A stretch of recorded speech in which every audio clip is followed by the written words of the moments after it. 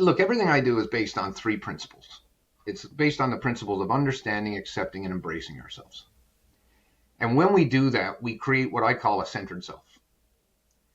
And I like to kind of explain those three because they can be misinterpreted, quite a bit. We have to understand what ADHD is, and we have to understand what ADHD is not. Many of the underlying issues with ADHD are common among everybody who has the condition. The manifestation of those issues can be very different based on everybody's unique lifestyle and what they do for a living and the types of support they have. So it can manifest itself very, very differently. Understanding the nuance of ADHD, that's a huge step. So understanding sort of comes first, although these aren't really linear. These float back and forth quite a bit depending on the individual issue you may be dealing with. So understanding acceptance is a big one. And this is huge because I never want to confuse acceptance with resignation. Okay, resignation is a crash pad. Resignation is something you fall into and you stay there. Nothing happens. You just keep sinking further and further and further. I think of acceptance as a trampoline. The more you compress the trampoline, the more you accept, in other words, the further it springs you forward. So acceptance is acceptance of where I am, what it means, and how I can use that. It's not acceptance of, well, I'm just less than, or I have a deficit, or I have a disorder. It's not about that. I just assume call the condition George, to be honest with you. It would be as good a description as what we have already.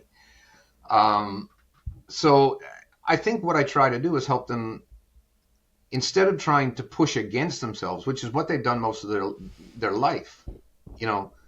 We grow up a square peg in a round hole.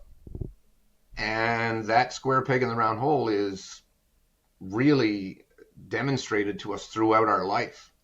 And no one else notices it, but we feel it, even though we may not be able to articulate it. So what I try to help my clients do, instead of being a better square peg in a round hole, is find more square holes. Find where you fit. Figure it out. Figure out what works for you and get out of the mindset that you have to work for everything. In every situation. You don't have to function in every situation. You have to find situations in which you function well. And that means a shift in mindset. So that's really what acceptance is all about. So it's all how we look at it. We get into functional fixedness where we start to think this is the only way we can do things. So acceptance is a lot about really accepting that I have my own way. I can do this the way that I want to do this. I can do this the way that makes sense to me. Or at least I can see if there are things I can shift that makes it right for me, and that's not a disservice to either the task or everyone else around me. So that's acceptance. And then embracing is moving beyond that. ADHD is not a failed version of normal. It's a different way of being. It's a different way of existing. But if we start to see a baseline and we sit below that baseline, then we're really setting ourselves up for failure. So for me, there's a baseline, sure. And then there's a lot of variation on that baseline. I have yet to meet a normal individual. I don't know what that is.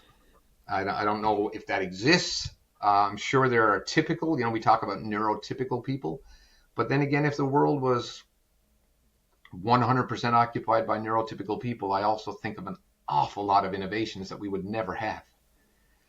So embracing who we are, embracing what that means, embracing the role we play in life, really. We need people who think differently from other people. To go undiagnosed with ADHD is to live your life in a cloud of mystery. And when we get diagnosed, we get clarity. And clarity leads to confidence. And if you asked most people who have ADHD what their primary problem is, they don't have confidence in their own abilities and processes, because their abilities and processes have been questioned their entire life, certainly since their first day of school, if not before that. So we lack confidence. But once we gain clarity, that's really what confidence is.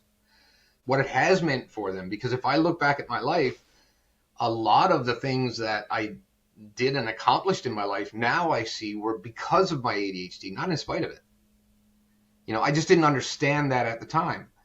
So yeah, I think that's the major first thrust when I work with any client, to help them get through those three steps.